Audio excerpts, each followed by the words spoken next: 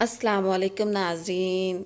आज हम ARY digital पे आने वाले न्यू ड्रामे लोग क्या कहेंगे उसके बारे में बात करने वाले हैं। इसके मेन एक्टर फैसल कुरैशी और इजाज़ असलम है और इनमें इस ड्रामे में दोनों एक्ट्रेस जो हैं, एक है सहीफ़ा जब्बार और दूसरी किन्ज़ा रज़ाक। ये दोनों तकरीबन न्यू हैं। जो सहीफ़ा जब्बार है वो तकरीबन पहले भी 2-3 ड्रामास में आ चुकी है। इस ड्रामे की जो स्टोरी है वो बहुत इंटरेस्टिंग है और रुला देने वाली है। इसमें जो इजाज़ असलम है वो एक इसमें दिखाया गया है कि वो अपनी बीवी की ख्वाहिशात, बच्चों की ख्वाहिशात पूरी करने के लिए अपनी जान पर खेल जाते हैं। उसकी बीवी भी उससे ज़्यादा उसके पैसों से मोहब्बत करती है। वो जो है इस ड्रामे में सहीफ़ा जब्बार का नाम जो है वो है मीरब और दूसरे इजाज़ असलम जो है उनका नाम है हसीब। हसीब अपने बच्चों की ख्वाहिशात की खातर अपने ऑफिस से लोन लेते जाता है और एक दिन जब वो ऑफिस जाता है तो उसका जो बॉस होता है वो उसको फाइट कर देता है। तो वो बहुत परेशान होता है। वो कहता है कि मैं अपने घर और गाड़ी की इंस्टॉलमेंट कैसे पूरी करूँगा।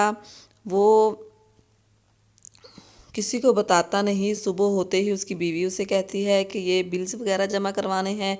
वो उससे ज़्यादा परेशान हो जाते हैं और वो अपनी बीवी से कहते हैं कि जब तक मेरे पास पैसे थे तो तुम भी मुझसे मोहब्बत करती थी।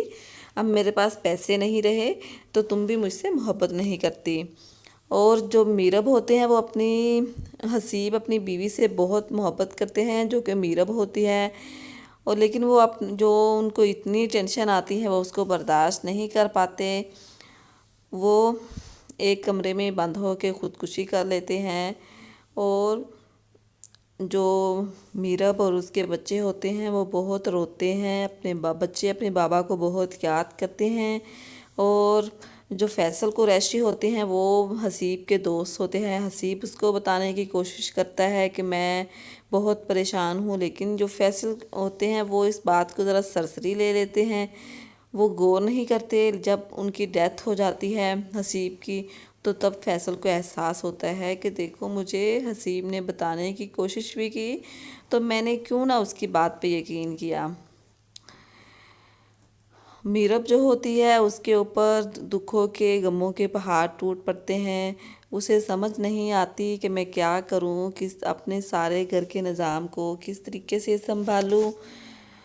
फैसल कहते हैं कि जो हसीब थे वो हम इकट्ठे पढ़ते थे, हमारी क्लास की जान हुआ करते थे। वो हम दोस्तों से बहुत प्यार करते थे। मुझे यकीन नहीं आता कि मैं इस बात पे कैसे यकीन करूं कि हसीब इस दुनिया में नहीं है। फैसल की अपनी भी बहुत प्यारी सी फैमिली होती है, प्यारी सी बीवी और बेटी। वो उनसे बहुत प्यार करता है। अपने दोस्त की डेथ के बाद उसको एहसास होता है कि अगर मेरे पास अल्लाह का दिया सब कुछ है, अगर ये मेरे पास ना रहे तो मेरे बीवी बच्चों का क्या हाल होगा।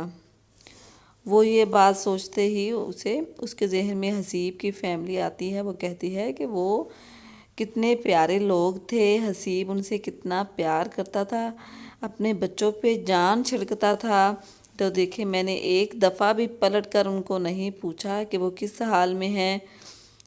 फैसल जब जाते हैं हसीब की बीवी से मिलते हैं तो वो बहुत रोती है बेचारी।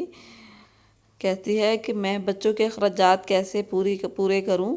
और जो हसीब की बीवी मीरब होती है वो भी ख़ुदकुशी करने की कोशिश करती है, लेकिन फैसल उसे बहुत समझाते हैं कि तुम ऐसा नहीं करोगी क्योंकि तुम्हारे बच्चों को कौन पालेगा। इस दुनिया में, इस माशरे में कोई भी बंदा ऐसा नहीं है जो दूसरे का एहसास करे।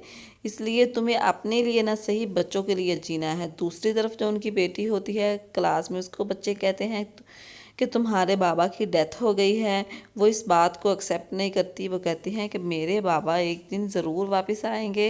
और वो इस बात पे अपनी क्लास फेलो से झगड़ा करती है, रोती है और अपनी माँ से पूछती हैं कि अम्मा सब बच्चों के बाबा घर आते हैं, मेरे बाबा घर क्यों नहीं आते। तो ये बात सुन के जो मीरब होती है उसे और ज़्यादा रोना आता है। वो कहती है कि मैं अपनी फूल सी बेटी को कैसे बताऊं कि तुम्हारे बाबा इस दुनिया में नहीं रहे, जो तुमसे इतना प्यार करते थे और तुम्हारी एक मुस्कुराहट पे अपनी जान तक देने को तैयार हो जाते थे। हसीब अपनी फैमिली से बहुत प्यार करता है, उनके लिए जिस तरह के वो घर कर कहते हैं उसी तरह के घर खरीदता है, लेकिन वो खुद बेचारा ज़िंदा नहीं रह पाता, उसकी डेथ हो जाती है। तो फैसल जो होते हैं वो हसीब की फैमिली को जब उसे एहसास होता है तो उस फैमिली को अपने घर ले आते हैं, जिसकी वजह से उन दोनों मियाँ बीवी में चिपकलश हो जाती है। वो कहते हैं कि तुम इनको इस घर से निकालो, मैं नहीं बर्दाश्त करूँगी। हसीब अगर फैसल अभी बात भी नहीं करते ज़्यादा मीरब से, फिर भी उसकी बीवी को बहुत बुरा लगता है, जिससे तंग आके मीरब खुदकुशी करने की कोशिश करती है। वो छत पे खड़ी होके कहती है कि मैं अपनी नीचे छलांग लगा के अपनी जान दे देती हूँ, ना रहेगा बास और ना बजेगी बांसुरी।